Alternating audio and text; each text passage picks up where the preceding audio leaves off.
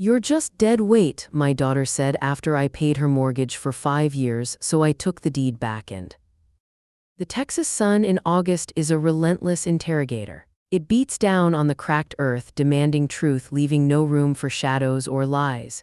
The heat waves shimmer off the pavement like ghosts of broken promises, and the air itself seems to pulse with the weight of unspoken grievances. For 5 years, I had lived in the shade, quietly, dutifully, believing my love was a shelter. But on that sweltering Tuesday, under that honest, unforgiving sky, I finally saw the truth. My love wasn't a shelter for my daughter, it was a resource she was draining dry. My name is Margaret Foster, and my story begins with a check, but it really begins with a dinner party that changed everything. The evening started like any other social gathering Sarah orchestrated with military precision. The dining room table gleamed under the crystal chandelier Henry and I had saved months to buy for our first apartment 35 years ago. The irony wasn't lost on me that it now illuminated my humiliation. David's wife, Patricia, arrived first, dripping in jewelry that caught the light like armor. She was one of those women who spoke in exclamation points and air kisses, her laugh too loud, her compliments too thin. "Margaret, darling, this house is just stunning. You must be so proud of Sarah and Tom." Behind her came the Hendersons, Mark, a nervous young colleague of Tom's who kept adjusting his tie like a noose, and his quiet wife Jennifer, who seemed to apologize for existing. They clutched a bottle of wine like a shield, their eyes darting around the opulent space with barely concealed envy. I had spent the entire day preparing. The roast beef was carved to perfection, the Yorkshire pudding golden and airy, the garden salad arranged with flowers I'd grown myself in the small patch Sarah had grudgingly allowed me behind the pool house. Every detail reflected the standards Henry had taught me. "If you're going to do something, Maggie, do it with pride." "Mrs. Foster," Jennifer whispered as I refilled her water glass, "the beef is incredible. And those roses in the salad, did you grow them yourself?" Before I could answer, Sarah's voice cut through the warm murmur of conversation like a blade through silk. "Oh God, yes, my mother's little garden project," she said, rolling her eyes dramatically for her audience. "She spends hours out there playing in the dirt. Honestly, sometimes I think she forgets she's not running her own house anymore." The table fell silent. Mark's fork froze halfway to his mouth. Patricia's perpetual smile faltered. Jennifer looked down at her plate as if it held the secrets of the universe. But Sarah wasn't finished. Perhaps emboldened by the wine, or perhaps simply tired of pretending, she leaned back in her chair, the chair at the head of my dining room table, and delivered the blow that would end everything. "I mean, let's be honest here," she continued, her voice carrying that brittle brightness she used when she wanted to wound. "Having Mom live with us is exhausting. She doesn't really contribute anything meaningful anymore. It's like having another child to manage, except this one comes with decades of baggage and opinions about how we should live our lives. Some days she just feels like dead weight we're carrying out of obligation." Dead weight. The words didn't just sting, they severed something inside me. The compliment Jennifer had just given me about the roses withered in the suffocating silence. Patricia studied her manicure with sudden fascination. Mark cleared his throat and mumbled something about checking his phone. Tom, my son-in-law, the man who had promised to treat me like family, said nothing. He simply took another sip of the wine I had paid for and looked anywhere but at me. The check in my pocket suddenly felt heavy, not with the weight of money, but with the weight of my own foolishness. $3,500 every month for 60 months. I had paid their mortgage, cooked their meals when they were too busy networking, babysat their children for free so they could go on weekend trips to Napa. I had tended the garden they always took credit for, folded the laundry they left in piles, listened quietly while they complained about the stress of their affluent lives, and I was dead weight. I didn't say a word. The silence stretched like a taut wire, ready to snap. Finally, Patricia forced a laugh and changed the subject to something safe about the weather. But the damage was done. The evening limped to its conclusion with the guests making early excuses and hurried goodbyes. As I cleared the dishes, because of course I cleared the dishes, I caught my reflection in the china cabinet glass. For a moment, I didn't recognize the woman staring back at me. When had I become so invisible? When had I allowed myself to shrink into this shadow of servitude? That night, I sat in my room, the guest room they had graciously allowed me to occupy in my own house, and felt something shift inside me. The lock on my door clicked shut with a finality that echoed in my soul. They thought my silence was weakness. They had no idea it was me gathering my strength, taking inventory. My ledger wasn't a book. It was an old cedar chest at the foot of my bed filled with Henry's things. The wood still carried his scent, old spice and sawdust, honesty and integrity. He had been a land surveyor, a man who understood the earth, who knew the importance of boundaries and clear lines. He believed in contracts, in handshakes, and in the quiet integrity of a promise kept. I remembered the day we bought our first house, a tiny 2-bedroom starter home in Waco with crooked floors and windows that stuck. Henry had walked every inch of that property, checking the foundation, testing the walls, making sure everything was solid. "A house is only as good as what holds it up, Maggie," he'd said, his calloused hands running along the support beams. "You can paint the walls and change the carpet, but if the foundation is cracked, everything else is just decoration on a disaster waiting to happen." We'd spent 15 years in that house. I could still see Henry in the kitchen on Sunday mornings, flour in his hair from helping me make biscuits, his deep laugh echoing off the walls we'd painted together. Sarah had grown up there, taking her first steps across those creaky floors, learning to ride her bike in the driveway where dandelions pushed through the cracks. Those were the days when Sarah looked at me like I hung the moon. When she would crawl into my lap after a nightmare and I would sing her back to sleep.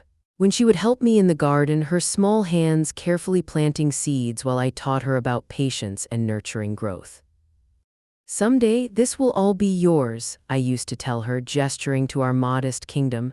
"Not just the house, but the love that built it, the memories that fill it, the dreams that grew here." She used to nod solemnly as if I were entrusting her with the crown jewels. When had that little girl who promised to love me forever turned into this woman who saw me as an inconvenience? When had my sacrifices become expectations, my love become a burden? Inside the cedar chest, beneath Henry's old surveying maps and his worn leather gloves, was a folder. It contained the original family agreement we had all signed 5 years ago. I had insisted on it, a habit learned from Henry's careful attention to detail. Tom had laughed at me, his charming smile not quite masking his impatience. "Marge, we're family, we don't need lawyers and contracts. This is all about love and trust." But I had insisted. Some instinct, perhaps Henry's spirit guiding my hand, had made me push for documentation. The moment that had led to this agreement was burned into my memory with crystal clarity. Henry had been gone for 6 months when Sarah and Tom appeared at my door with their solution to my grief and their financial problems. "Mom," Sarah had said, her voice thick with what I thought was compassion, "you can't stay in this house alone. It's too big, too full of memories. You need to be with family." Tom had nodded sagely, his arm around my shoulder in a gesture that felt more proprietary than comforting. He was a real estate developer with a portfolio of failed projects and a smile that never quite reached his eyes, but I was too grief-stricken to see the predator beneath the charm. "We found the perfect family home," he'd continued, producing glossy photos of the sprawling ranch house that would become both my prison and my salvation. 5 bedrooms, 3 bathrooms, a pool for the kids, it's everything we've dreamed of. "The only problem is we can't quite swing the mortgage on our own, but if you sell this place and help us with the payments, you can live with us forever. We'll take care of you. It's a win-win." It sounded like love, it sounded like family. I was drowning in loneliness and grief, and the idea of being surrounded by my grandchildren, of having purpose again, was a lifeline I grabbed without looking at the current beneath. So I agreed. I didn't co-sign the mortgage, my name wasn't on the loan. Instead, we had our family agreement. I would transfer $3,500 directly to their checking account each month, and they would make the payment.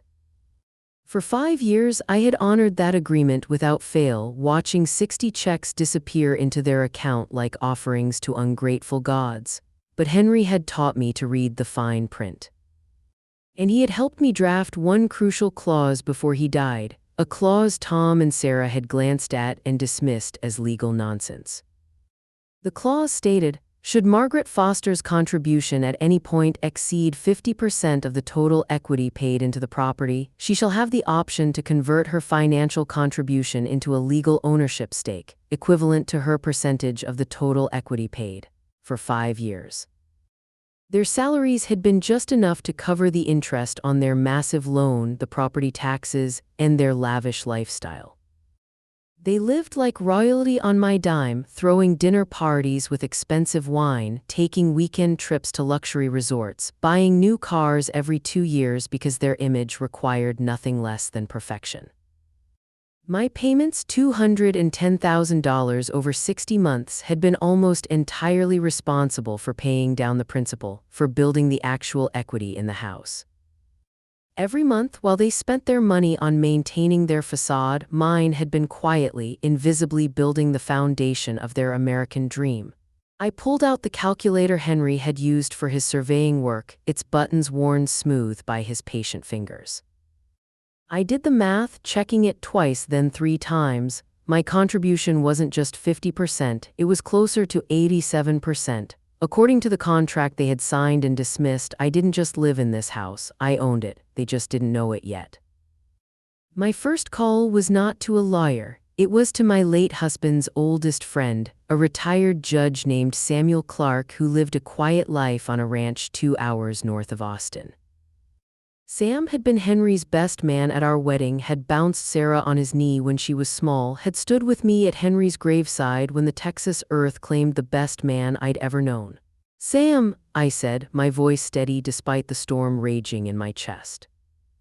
"It's Margaret Foster, Maggie." His voice carried the warmth of decades of friendship. "It's been too long, honey. Is everything all right? You sound different." "Everything," I said, looking at the legal document in my hand, feeling Henry's presence like a hand on my shoulder, "is about to be made right." I explained the situation, reading him the dinner party conversation word for word, describing the 5 years of invisible servitude. The monthly ritual of writing checks to fund their dreams while being treated like a burdensome charity case. Sam listened in silence, and I could almost hear his blood pressure rising with each detail. When he finally spoke, his voice was cold with the fury of a man who had spent 40 years on the bench watching good people get trampled by those who mistook kindness for weakness. "That boy Tom was always a snake oil salesman," he said, his Texas drawl thick with disgust. "Henry never trusted him, used to say there was something hollow behind all that charm. And Sarah, Lord, Maggie, what happened to that sweet little girl who used to help you bake cookies for the church social?" "I don't know," I whispered. "But I'm done trying to find her. What do you want to do, Maggie? Because I'll tell you right now, you've got options, legal options." "I want to exercise my option," I said, surprising myself with the steel in my voice. "I want to convert my investment.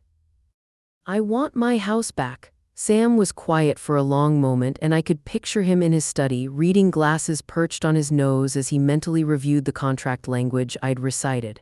"It's airtight," he said finally, and I could hear the satisfaction in his voice.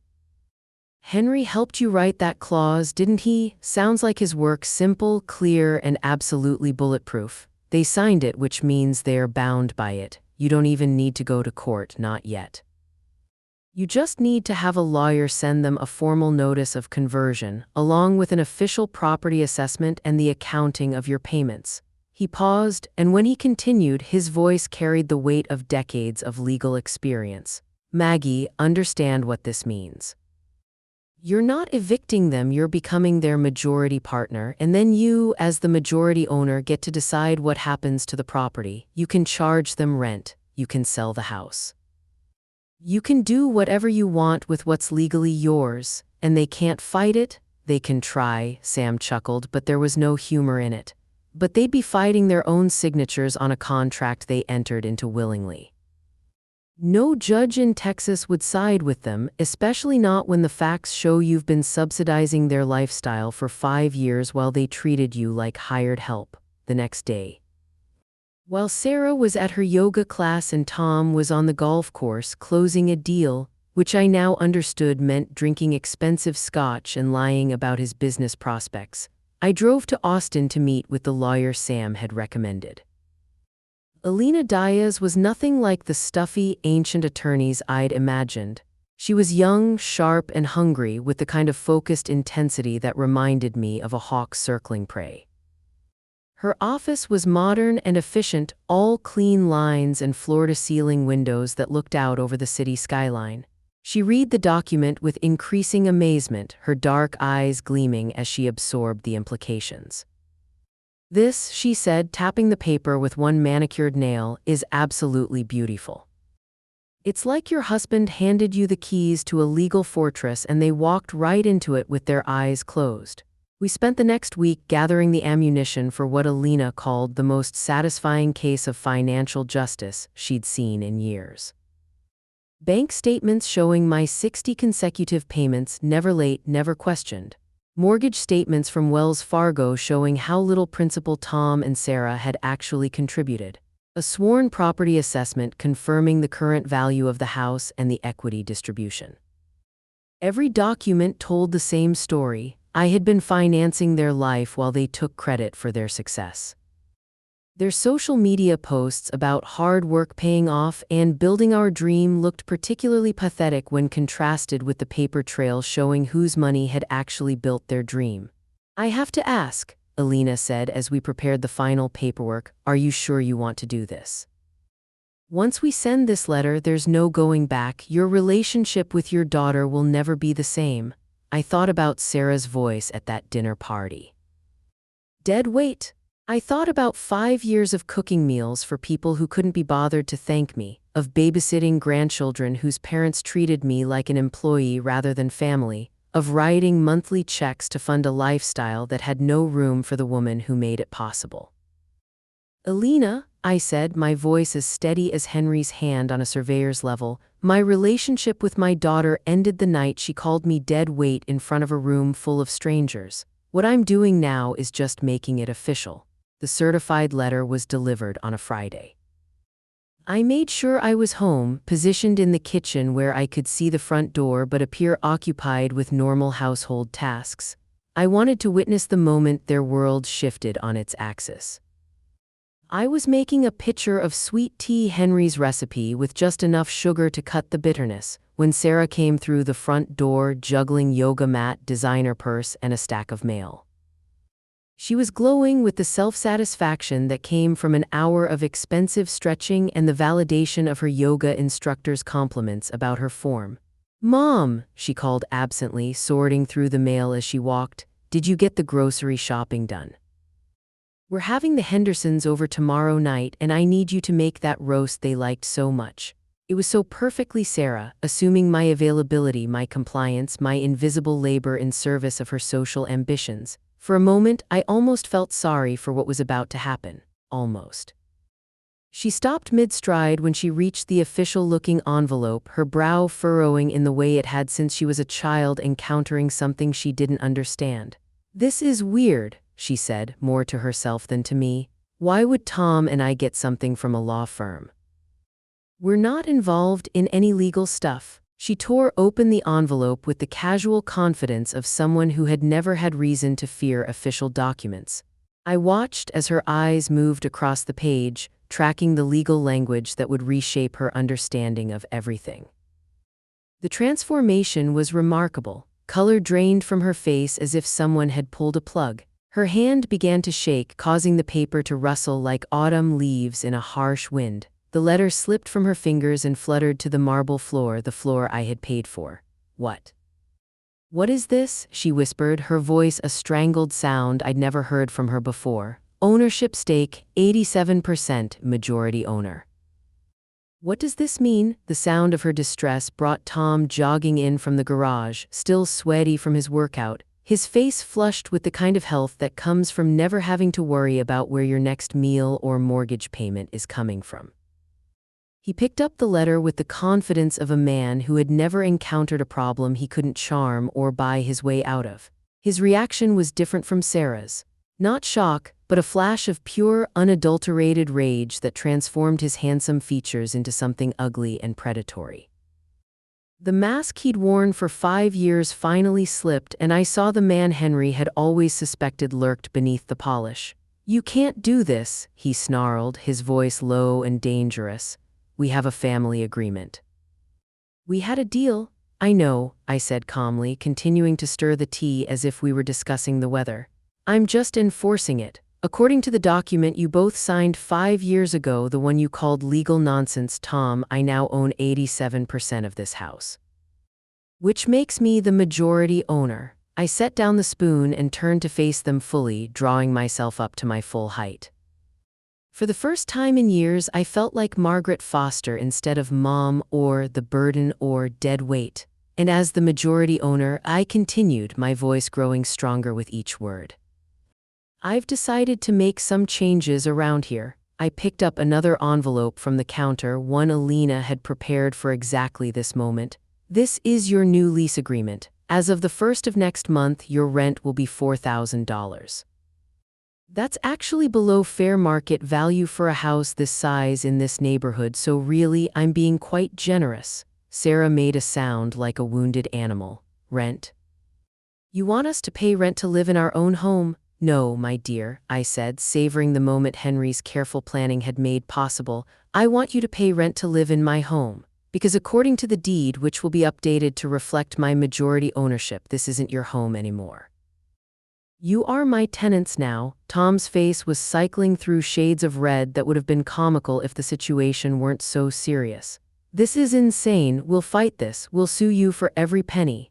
"You're welcome to try," I said, picking up my tea and taking a long, satisfying sip. "But you'll be fighting your own signatures on a contract you entered into willingly." "Alina, that's my lawyer, says it would be like trying to sue yourself for honoring your own promises."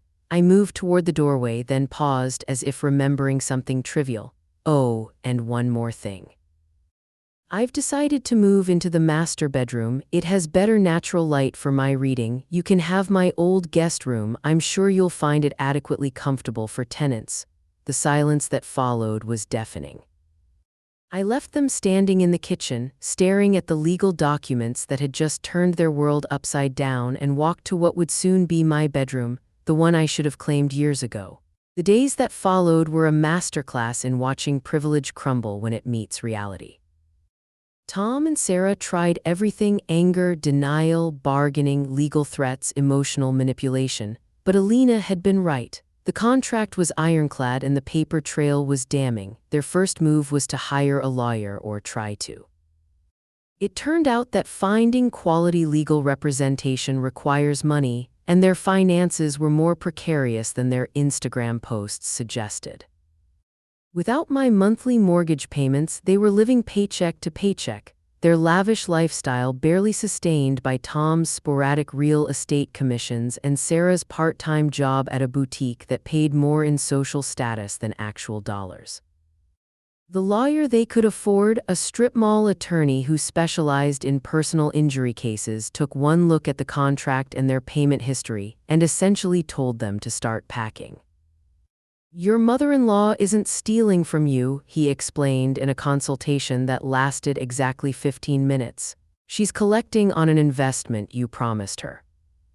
Legally speaking, she's been your silent partner this whole time, and now she's choosing to make that partnership visible." Tom's response was predictable, a blustering tantrum about family loyalty and legal technicalities that fell on deaf ears. Sarah's was more complex, cycling between rage at me for destroying her life and panic about what their friends would think when they had to move out of their dream home.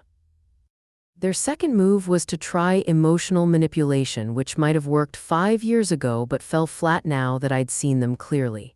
Sarah attempted tears and apologies, claiming she'd been stressed and didn't mean what she'd said at the dinner party. Tom tried the approach that had worked so well when Henry died, positioning himself as the reasonable man protecting the family's interests. "Marge," he said, cornering me in the kitchen where I was preparing dinner for one, "this is crazy. We're family. Families don't charge each other rent.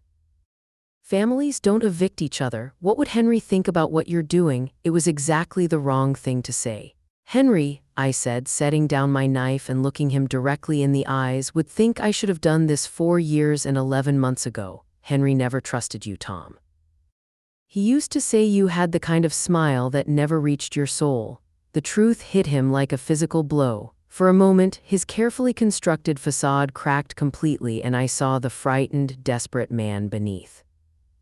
A man who had built his entire adult life on other people's money and other people's trust, and who was finally facing the consequences of treating both as infinite resources.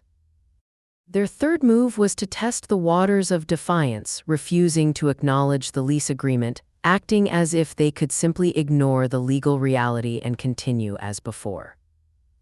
This lasted exactly 1 week, until Alina sent a follow-up letter explaining that non-payment of rent would result in formal eviction proceedings, and that as majority owner, I had the right to change the locks if they attempted to remain without a valid lease agreement. Watching them realize they had no power, no leverage, no options, it wasn't the sweet revenge I had imagined. It was something sadder and more complex. These were two people who had built their entire identities around a lifestyle they couldn't actually afford, sustained by the generosity of a woman they had systematically devalued and dismissed. By the end of the month, their panic was palpable. Tom was on the phone constantly, his voice growing more desperate with each conversation as he tried to secure loans, find investors, or convince his parents to mortgage their retirement to bail him out. Sarah had stopped going to yoga class, stopped posting on social media, stopped maintaining the perfect facade that had been her primary occupation. The calls to me increased in frequency and desperation. First, there were angry voicemails demanding I come to my senses and remember what family means. Then came pleading messages with Sarah's voice thick with tears as she begged me to reconsider, to think about the grandchildren, to remember all the good times we've shared. The messages became increasingly frantic as the first of the month approached.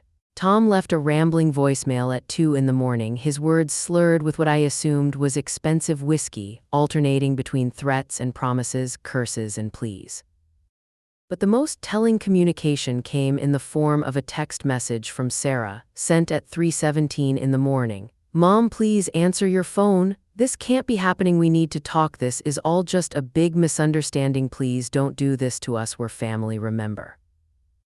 I love you. Please, please, please call me back." The desperation in those words, the complete absence of punctuation or dignity, told me everything I needed to know about how their world was collapsing. 5 years of treating me like hired help, and now they needed me to remember we were family. But I had already remembered. I had remembered exactly what our family had become, and I had decided I deserved better. On the last day of the month, they came to me together, their pride finally broken by the weight of reality. I was in the garden, my garden, in my house, tending to the roses Jennifer had complimented that night that felt like a lifetime ago. They approached like supplicants seeking an audience with a queen, their usual confidence replaced by the deflated posture of people who had finally run out of other people's money. "We can't pay it," Tom said, the words scraping out of his throat like a confession. His usual salesman's bravado was gone, replaced by the hollow-eyed desperation of a man watching his house of cards collapse in slow motion. "The rent, we don't have $4,000, we don't have $400. "I see," I said, not looking up from my roses. These flowers had survived drought and neglect, had bloomed despite being dismissed as unimportant. There was a lesson in that, I thought.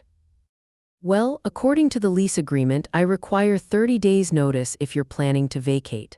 Sarah made a sound that was half sob, half laugh, the sound of someone whose world has become so surreal that hysteria is the only reasonable response. 30 days' notice, she repeated.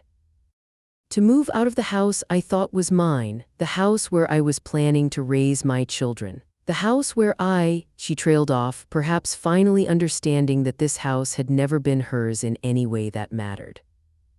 It had been built on my foundation, sustained by my money, maintained by my labor. She had been living in my investment while treating me like an unwelcome guest. "Where will we go?" Tom asked, and for the first time since I'd known him, his question wasn't a manipulation or a negotiation tactic.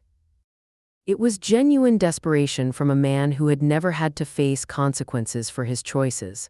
"I'm sure you'll figure something out," I said, finally looking up from my roses to meet his eyes. "You're both young, healthy, and capable. You have skills and education. What you don't have anymore is my money subsidizing a lifestyle you can't afford." They moved into a small rental townhouse in a less fashionable part of town within the week. The 3-car garage was gone. The pool was gone. The sprawling ranch that had been the backdrop for their social media success was gone. The illusion of their self-made prosperity evaporated like morning mist under the harsh light of financial reality. I didn't gloat. There was no satisfaction in watching them struggle, no joy in their reduced circumstances. What I felt was something quieter and more profound, the deep peace that comes from finally, after years of self-betrayal, acting in alignment with your own worth. But my story doesn't end with their departure. Taking back my house was never about revenge. It was about reclaiming the right to build something meaningful with the resources I had earned through decades of work and sacrifice. I didn't want to live in that house. It was too big, too full of their ghosts, too tainted by years of being made to feel like a stranger in my own investment. I sold it 6 months later for a handsome profit, watching from my lawyer's office as the new owners, a young couple with genuine warmth and respect for each other, signed the papers. With my money, my rightful, hard-earned money, I started a project that would have made Henry proud. I found a small plot of land about an hour outside Austin, the kind of property my surveyor husband would have loved. Rolling hills dotted with ancient oak trees, a view of the hill country that stretched to the horizon, soil that promised growth and renewal. It reminded me of the Texas I had fallen in love with as a young woman, before I learned that some people mistake kindness for weakness and generosity for obligation. On that land, I built 4 small, beautiful, independent cottages. Each one was designed with the attention to detail Henry had taught me, the kind of craftsmanship that prioritizes function and durability over flashy appearance. Solar panels for energy independence, gardens for growing food, front porches for sitting and thinking and remembering that you matter. I called it the Foster Homes, and it wasn't a charity, it was something more revolutionary. It was a community for women who, like me, had given everything for their families and found themselves alone with nothing to show for their sacrifices. Women who had subsidized other people's dreams while their own withered from neglect. My first resident was Maria Santos, a woman whose ex-husband had emptied their joint accounts and disappeared, leaving her with 3 children and a mountain of debt he had accumulated without her knowledge. She was working 2 jobs and still couldn't afford decent housing in a safe neighborhood. "I don't understand," she said when I explained the arrangement. "You want me to pay $50 a month to live in a place like this?" "What's the catch?" "No catch," I told her, watching her youngest daughter, about the same age Sarah had been when she used to help me plant flowers, chase butterflies in the meadow. "Just a chance to get back on your feet without someone else profiting from your struggle." My second resident was Emily Chen, barely 22, whose parents had kicked her out when she became pregnant during her senior year of college. She had been living in her car, trying to finish her degree while working nights at a convenience store, determined to build a life for herself and her unborn child despite her family's abandonment. The third cottage went to Ruth Williams, a 60-year-old woman whose adult children had convinced her to sell her house and invest the proceeds in their various business ventures. When those businesses failed, they scattered to different states, leaving their mother homeless and financially devastated. The fourth I kept for myself, a simple, efficient space that felt more like home than anywhere I had lived since Henry died. From my front porch, I could see my residents tending their gardens, their children playing safely in the meadow, their faces reflecting the quiet dignity that comes from having a space that belongs to you. We shared a community garden where everyone contributed according to their ability and took according to their need. We had a childcare cooperative where the women watched each other's children, allowing each to work or study or simply rest without the crushing weight of constant responsibility. We had each other, a family forged not by blood or obligation but by mutual respect and shared resilience. 1 year after I had reclaimed my house, Sarah came to see me. She came alone, driving a used car instead of the luxury SUV that had been repossessed 3 months earlier. She looked older, tired in a way that went deeper than physical exhaustion. The artificial brightness that had characterized her adult personality was gone, replaced by something that looked almost like humility. I was in the garden when she arrived, teaching Emily's daughter how to plant tomato seeds. The little girl was absorbed in the task, her small hands careful with the precious seeds, her face serious with concentration. "Mom," Sarah said, her voice barely above a whisper. I looked up at my daughter, this woman who had once been the center of my universe, who had promised to love me forever, who had reduced me to dead weight when my love became inconvenient. "Sarah," I said simply, "I needed to see you." To tell you, she struggled with words, perhaps for the first time in her adult life. "Tom left me 3 months ago," he said. The stress of reduced circumstances was affecting his business prospects. "He moved in with a woman who owns a chain of dental offices." I felt no satisfaction in this news, no sense of vindication. It was simply the logical conclusion of a relationship built on financial convenience rather than genuine partnership. "I'm sorry," I said, and meant it. Whatever else Sarah had become, she was still the little girl who had once fallen asleep in my arms. "I'm working now," she continued, her voice growing stronger. "Really working, I mean not just the boutique thing. I'm a receptionist at a medical office. It's humbling. But it's honest work and I can support the kids." "That's good," I said. "Honest work is its own reward. I understand now, Mom, what you did. It wasn't about the house or the money. It was about respect, about being seen as a person instead of a resource." Her eyes filled with tears. "I'm sorry. I'm so sorry for what I said that night, for how I treated you. You deserved better." I looked at my daughter, her face streaked with tears that were, for the first time in years, completely genuine. I felt a pang of the old love, the instinct to comfort her, but I held it back. "Some lessons can only be learned through the sting of their consequences." "Yes," I said quietly, turning my attention back to the tomato plants. "I did. But this," I gestured to the small cottages, to the children playing, to the life I had built from the rubble of her betrayal, "this is what I built for myself when I finally decided to get it." She nodded, understanding that my forgiveness wasn't something she could ask for, but something she might one day see reflected in her own actions. She didn't stay long, but as she left, she looked back at the small community I had created and whispered, "It's beautiful, Mom." It was a start, not an ending, but the beginning of a long road back to grace, and I was at peace. My revenge was never about her downfall. It was about my own quiet, unshakable, and beautiful resurrection. If this story touched you as much as it did us, then don't forget to subscribe, like, and comment.